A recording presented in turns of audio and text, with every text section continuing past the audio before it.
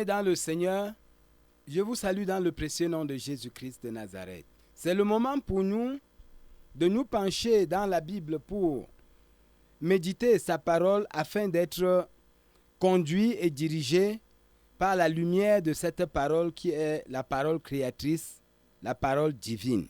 Et bien-aimés, c'est le cadre de notre étude biblique qui se passe sur les ondes de Radio Bonne Nouvelle tous les dimanches matins de 6h30 à 7h. Je voudrais simplement rappeler que cette émission passe simultanément en langue française et en langue de Banjul, c'est-à-dire le Romala. Et ceci pour permettre aux uns et aux autres de pouvoir mieux comprendre de quoi il est question, ce qu'il y a à comprendre par rapport aux différents thèmes que nous partageons sur ces ondes. Et je voudrais dire que à la partie technique, c'est notre bien-aimé Elvis Obassé. Au micro de présentation, je suis votre serviteur Jean Koua.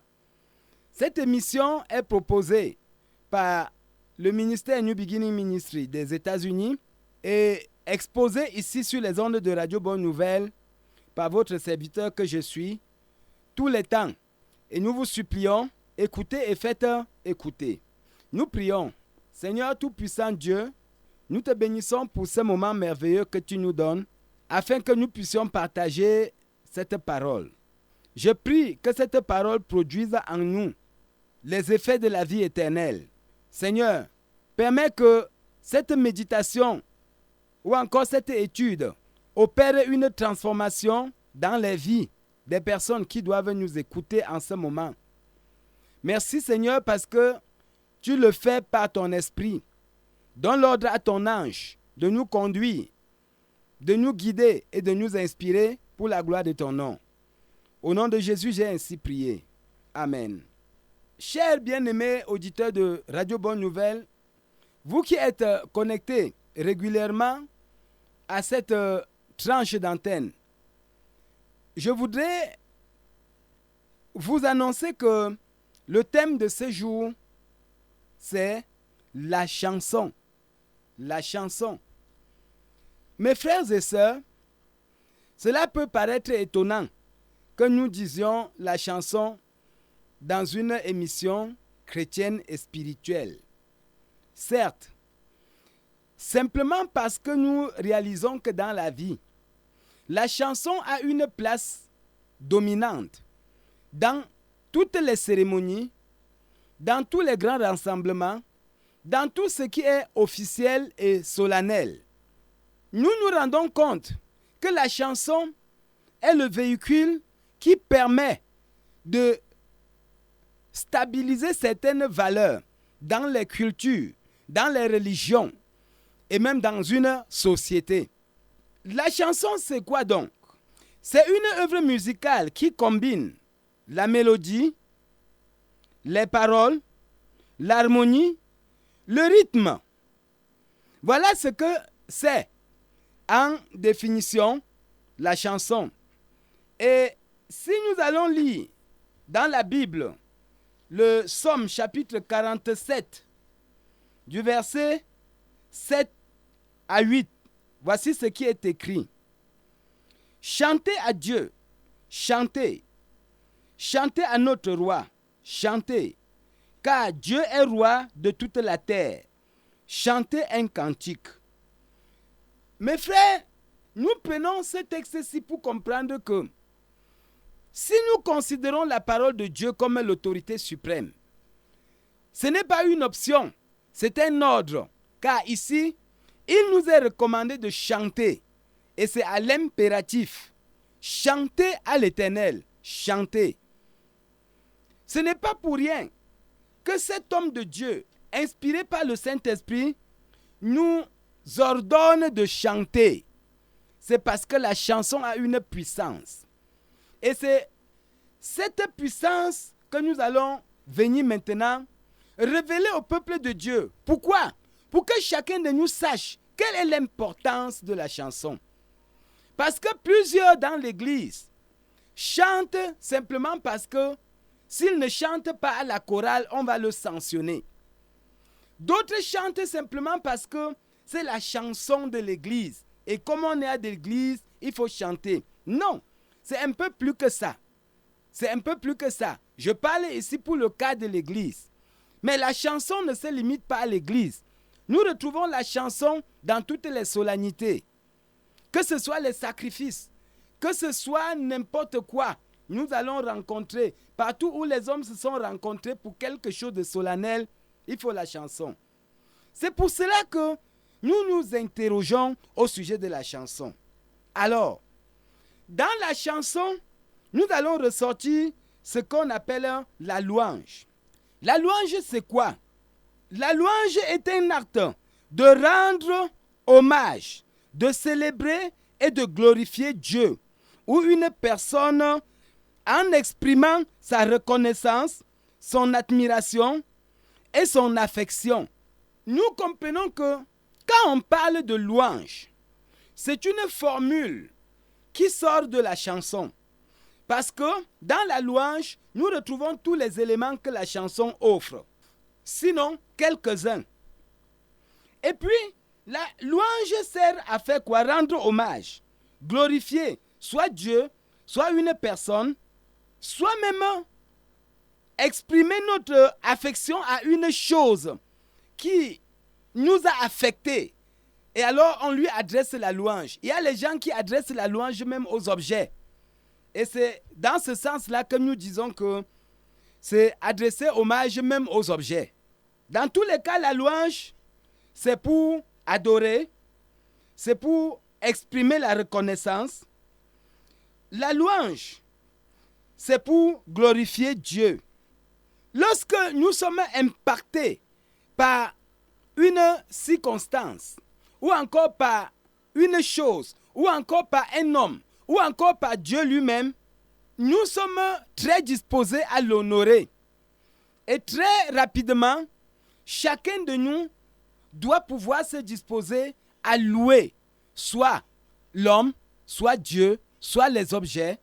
Et nous voulons ici attirer notre attention beaucoup plus vers la louange à Dieu. La louange exprime donc quoi? La reconnaissance, la gratitude, l'adoration. Voilà ce que nous retrouvons dans la louange. Il est à noter que les chansons ou les louanges véhiculent des messages. Chaque louange ou chaque chanson véhicule des messages. Ces messages peuvent affecter notre esprit et nous amener à adopter des comportements soit positifs, soit négatifs. Ceci étant, nous devons faire attention à la chanson que nous écoutons ou encore que nous-mêmes nous véhiculons. Parce que la chanson peut nous amener à avoir des comportements. La chanson peut nous amener à adopter des manières de vivre, des manières d'agir. Et ceci étant, nous voulons donc attirer l'attention de l'Église par rapport aux chansons, car les chansons sont une puissance qui influence dans la société. Je veux dire, même une sphère élevée de l'influence dans la société. La chanson peut bouleverser la mentalité d'une nation, d'un peuple, d'un groupe de personnes. Une seule chanson, ça dépend du message qu'il porte. Nous allons remarquer qu'il y a des personnes qui ont à dire. Ils n'ont aucune plateforme pour s'exprimer. Mais en chantant, il fait passer son message. Et ça atteint les sphères les plus élevées.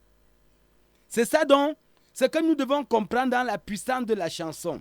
Et pour nous qui sommes de Dieu, nous prions les uns et les autres de faire attention à la chanson que nous écoutons.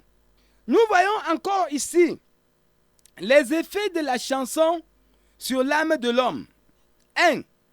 La chanson produit des effets émotionnels et sentimentaux. C'est-à-dire, les chansons peuvent évoquer des émotions fortes, telles que la joie, la tristesse, l'amour, la colère. Elles peuvent aussi aider à nous connecter à notre propre âme. C'est ce que la chanson est capable de faire. Un autre effet de la chanson sur l'âme de l'homme, l'inspiration et la motivation. Les chansons peuvent nous inspirer et nous motiver à atteindre nos objectifs et à réaliser nos rêves. Elles donnent la force, la confiance, le courage de surmonter certaines difficultés ou obstacles. Mes frères, ici nous comprenons la puissance de la chanson qui est capable de nous apporter une inspiration. Une chanson peut parler dans notre âme plus qu'un livre. C'est ce que nous devons comprendre. Une chanson peut parler dans notre âme plus qu'un cours. Un cours de philosophie, un cours de sociologie, un cours de morale. Donc une chanson peut faire toutes ces choses. Voilà la puissance de la chanson. La chanson peut guérir et consoler. La chanson, comme nous entendons sa puissance, peut apporter dans une vie la guérison et nous aider à guérir nos blessures émotionnelles, surtout émotionnelles, et à trouver la consolation dans les moments de difficulté et des épreuves. Je veux par ici dire, quant à ce qui concerne même la guérison physique, tout dépend du véhicule qui porte cette chanson et aussi du message que véhicule la chanson. Quand je parle du véhicule, c'est-à-dire la personne qui a chanté, sur quoi s'inspire-t-elle?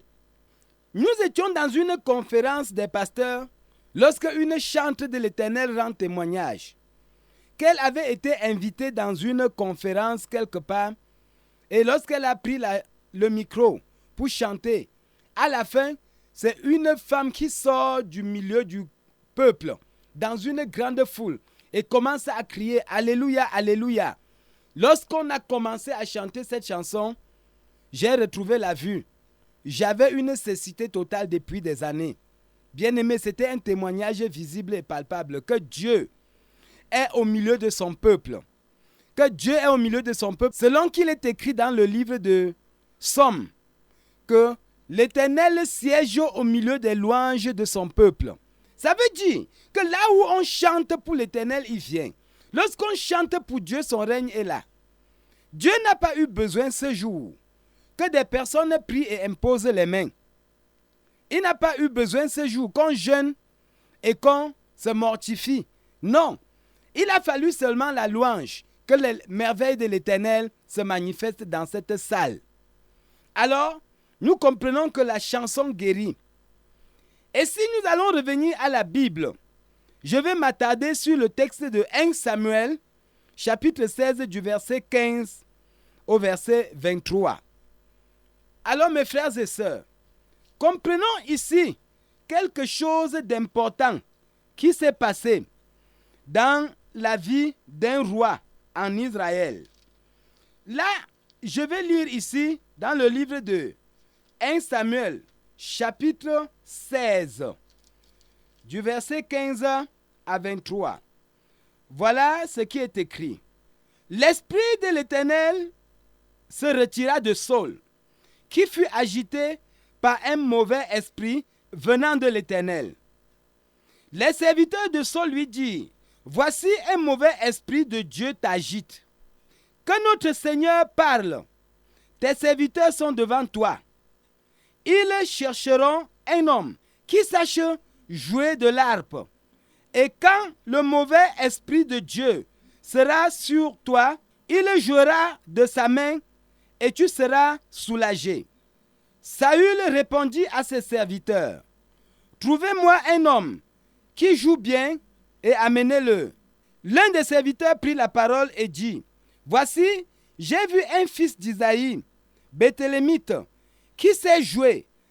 C'est aussi un homme fort et vaillant, un guerrier, parlant bien et d'une belle figure, et l'Éternel est avec lui. » Saül envoya des messagers à Isaïe pour lui dire, « Envoie-moi David, ton fils, qui est avec les brebis. » Isaïe prit un âne qu'il chargea de pain, d'une outre de vin et d'un chevreau, et il envoya ces choses à Saül par David, son fils.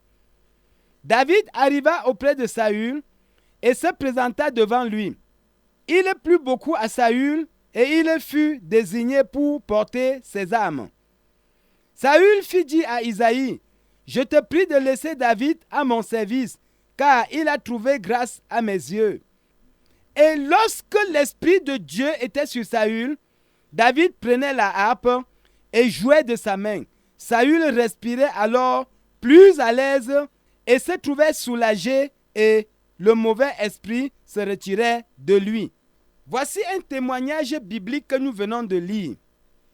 Il était question d'un roi qui avait manqué de suivre scrupuleusement la loi de Dieu. Dieu l'a puni en envoyant un esprit sur lui qui l'agitait. Et de temps en temps, le roi devait agir un peu comme un fou. Mais on avait remarqué une chose, qu'en chantant devant lui, en jouant la musique, ça ramenait le roi à l'ordre. Ça guérissait le roi. Ça délivrait le roi. Puisque ici, lorsque David chantait, selon le verset 23, nous comprenons que l'esprit se retirait de David. Ceci veut nous dire que la chanson en elle seule a une puissance de la délivrance. Les enfants de Dieu doivent le connaître. Les hommes de Dieu doivent savoir ça. La chanson en elle seule a une puissance de la délivrance. Et c'est vrai. Nous ne venons pas ici dire ce que nous avons déjà vu et entendu. Sinon, je vous citerai par témoignage plusieurs occasions où, dans des réunions, par la simple louange, les démoniaques ont commencé à se manifester et par la simple louange, plusieurs en ont été délivrés, sans effort. Mes frères, nous sommes en train de parler davantage des effets de la chanson sur l'âme de l'homme. La chanson nous conduit dans la méditation et la contemplation. La chanson peut nous aider à nous connecter à notre âme et à méditer sur nos pensées, sur la parole de Dieu ou sur la parole d'autrui. Nous faire retrouver une paix et une paix intérieure et même la sérénité. Voilà ce que la chanson peut faire. La chanson produit les effets de communion. La chanson peut nous aider à nous connecter à autrui et à partager nos expériences. Elle nous aide aussi à nous ressentir en communion avec notre entourage, notre appartenance ou à une communauté. Voilà ce que la chanson est capable de faire dans l'âme de l'homme. Vous voyez une personne qui, à un certain endroit, peut simplement comprendre une chanson qui est liée à leur communauté, à leur milieu culturel ou encore à leur milieu religieux, peut se retrouver facilement en communion avec des personnes à cause de cette chanson qui a porté vers son âme. Alors, bien-aimés frères et sœurs, la chanson a une portée puissante. Nous devons connaître ces choses et cela nous aidera à nous repositionner lorsqu'il est question de chanter et de savoir pourquoi nous le faisons. La chanson dans nos cultes et dans nos réunions n'est pas simplement une articulation pour meubler. Je parle dans le cas chrétien. Quant à ce qui concerne la chanson dans le monde, chacun sait pourquoi il chante. D'autres chantent pour distraire les gens. C'est là le côté négatif de la chanson, mais tout dépend de ce qu'on véhicule dans la chanson. La chanson peut nous aider à surpasser nos limites, à nous élever au-dessus des préoccupations. Nous devons comprendre que lorsque nous sommes animés d'un esprit de louange ou d'adoration, lorsque nous sommes tournés vers Dieu et que nous chantons, exprimant de tout notre cœur un souhait à Dieu, Dieu le fait. Prenons l'exemple du peuple d'Israël qui, au pied du mur de Jéricho, n'avait ni force ni puissance pour attaquer les murs de Jéricho. Nous lisons cela dans Josué chapitre 6. Je voudrais que chacun de nous souligne le verset 16.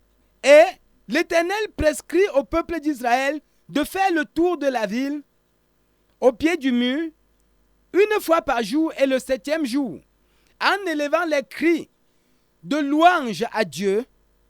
Les murs de Jéricho se sont écroulés.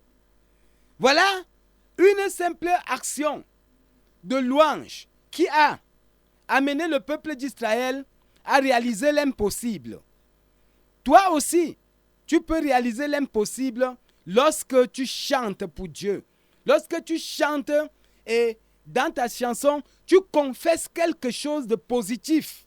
Cette confession peut t'amener à un niveau que personne ne peut comprendre comment et pourquoi. Je voudrais dire, nous lisons encore le livre de 2 Chroniques, chapitre 20, du verset 15 à 24, que je vais ici très rapidement commenter sans lire. Mais je nous exhorte de lire. 2 Chroniques, chapitre 15, le verset 24. Il est ici question du roi Josaphat, dont un peuple étranger s'était ligué contre lui et son peuple. Alors la nouvelle lui parvint. Qu'est-ce qu'il fit? Il part dans la maison de l'Éternel pour soumettre la situation à Dieu. Dieu, par l'entremise d'un enfant au milieu du peuple, lui annonce une nouvelle. N'aie pas peur, Josaphat. Cette guerre n'est pas ta guerre. Lorsque ce peuple sera rangé, descends seulement en face d'eux. Et la Bible nous dit au verset 24 que lorsque Josaphat s'est rangé, il a mis les chantres devant et les chantres ont commencé à chanter. Quand ils ont commencé à chanter seulement, mes frères et sœurs, l'Éternel s'est occupé de l'ennemi. Je vais te dire une chose, la chanson a une puissance. Et si nous chantons dans nos communautés, dans nos rencontres solennelles, ce n'est pas seulement pour meubler la rencontre, ce n'est pas pour occuper le temps, ça a un but cultuel. Je dis bien un but cultuel pour ceux qui sont en communion avec Dieu. De même, je veux le dire honnêtement ici, nous allons partir même chez les marabouts, eux ils chantent, pour confirmer que la chanson a un but cultuel. Parce que pendant qu'eux ils chantent dans leur loge, ça soulève les esprits de ténèbres. La chanson a une puissance. Nous allons revenir sur ce thème de la chanson dans les jours qui suivent pour pouvoir voir les effets néfastes de la chanson. Parce que nous avons évoqué jusqu'ici les effets positifs. Et je vais dire que ce n'est pas exhaustif ici parce que nous n'avons que pris quelques éléments qui peuvent nous aider à comprendre et à bien mûrir le ministère de la chanson dans nos vies, dans nos communautés. Mes frères et sœurs, lorsque nous reviendrons, nous allons voir quelques témoignages de ce que le ministère de la chanson a opéré. Que Dieu nous bénisse et que le Seigneur nous garde pendant que nous allons quitter ce plateau.